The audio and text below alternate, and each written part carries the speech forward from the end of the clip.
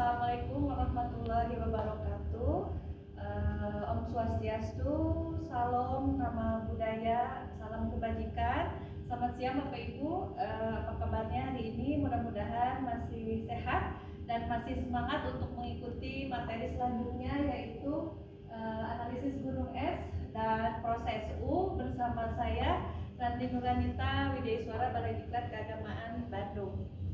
Baik Bapak Ibu, seiring perkembangan zaman sekarang ini juga fenomena yang terjadi di Indonesia yang menunjukkan ekstremisme atau kehidupan beragama yang berlebihan dan sikap-sikap toleransi bisa kita lihat seperti fenomena pemboman di rumah-rumah ibadah, kemudian adanya penolakan untuk menghormat bendera, kemudian adanya ideologi yang berkeyakinan bahwa ideologi Pancasila itu dianggap togut, dan juga penyerangan terhadap kelompok tertentu menandakan bahwa masyarakat kita belum sepenuhnya bersikap moderat. Maka dari itu sikap moderat sangat diperlukan pada saat ini, di mana kita harus lebih saling menghargai, menghormati, kemudian memberikan kebebasan untuk umat lain melaksanakan ibadahnya. Juga kita berada di tengah terhadap keyakinan kita, tidak ekstrim ke kiri maupun ekstrim ke kanan ya. Jadi Bapak Ibu, sikap moderat ini diperlukan pada masyarakat sekarang. Nah, fenomena-fenomena yang terjadi tadi di Indonesia, kita akan menganalisisnya lebih dalam menggunakan teori iceberg Bapak Ibu ya. Kalau Bapak Ibu bisa lihat di sini, iceberg itu sebuah bongkahan es gitu ya, sebuah bongkahan es di mana yang nampak di luar itu lebih sedikit terlihat dari apa yang ada di dalam es itu. Jadi gunung esnya itu lebih besar ke bawah.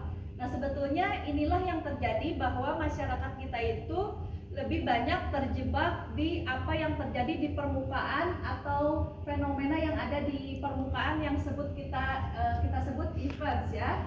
Kemudian kita kalau ingin menyelam lebih ke dalam agar mengetahui bahwa struktur dan mental model ternyata juga mempengaruhi apa yang terjadi di permukaan. 3 lapisan ini yang tidak terlihat kita akan gali lebih dalam, yaitu pattern of behaviors atau pola dan tren, kemudian sistem struktur atau sistem yang berkembang gitu ya, sistem sosial yang berkembang yang memungkinkan untuk pola kecenderungan masyarakat itu berkembang.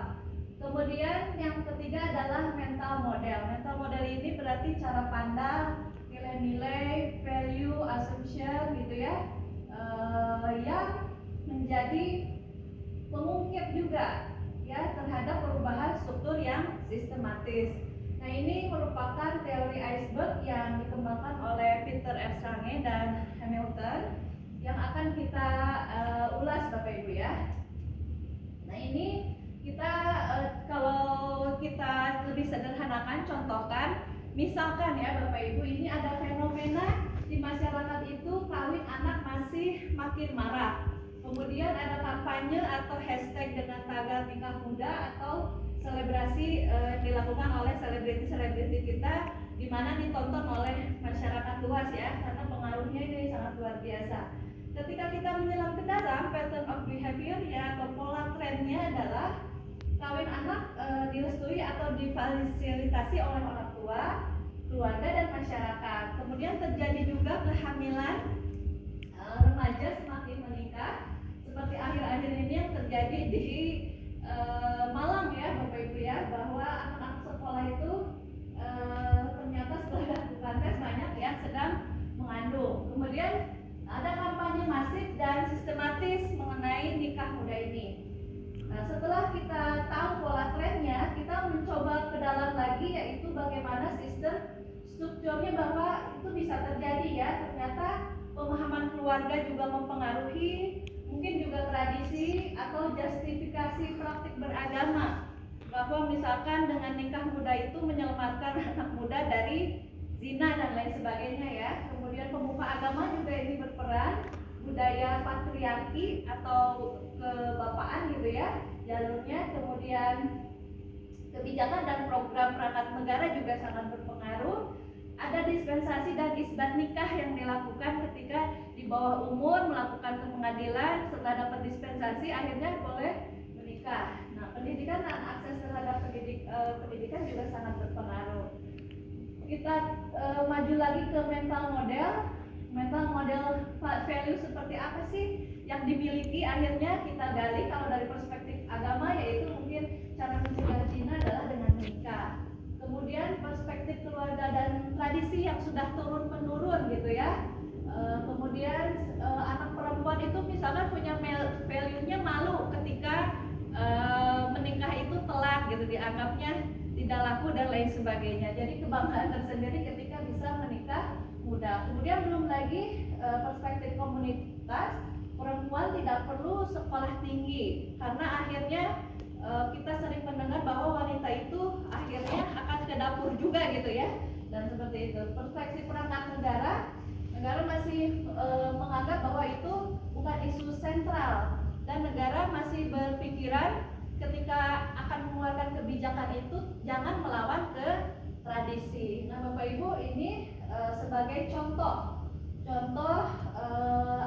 fenomena yang terjadi di masyarakat. Nanti kita akan kaitkan dengan fenomena bahwa yang saya sebutkan tadi, banyak kejadian-kejadian yang menunjukkan intoleransi ataupun anarkis yang terjadi di negara kita terkait dengan moderasi beragama. Ini hanya sebagai contoh saja. Nah, ini iceberg analisis ini ketika kita menyelami lebih dalam tadi sampai setengah, kita akan melakukan U-proses atau U-shape. U-shape ini adalah untuk mengubah artinya paradigma dari merubah mental model dengan cara rethinking, kemudian merubah struktur penyebabnya ke redesign, yaitu mendesain kebijakan, program dan reward, kemudian akan mereframing, memastikan terwujudnya sikap kebiasaan baru yang ada di masyarakat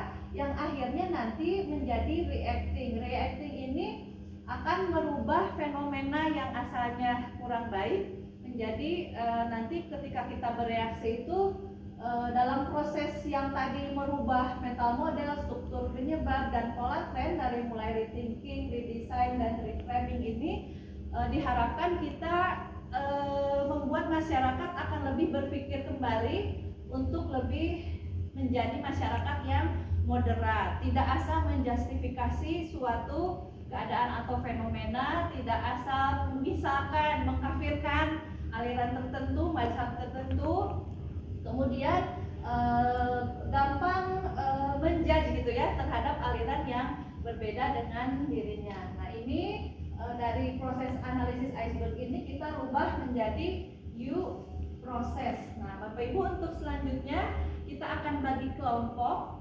Kita akan menggali fenomena-fenomena yang tadi, kelompok 1 sampai dengan kelompok 5. Nanti akan saya bagikan studi kasusnya. Salah satunya tadi ada anak yang menolak untuk menghormat bendera ataupun ada pemikiran bahwa Pancasila itu togut. Nanti Bapak Ibu akan membuat sistem analisis S ini dan bagaimana proses U-nya dimulai dari rethinking, redesign dan reframing. Demikian Bapak Ibu, kita bentuk kelompok.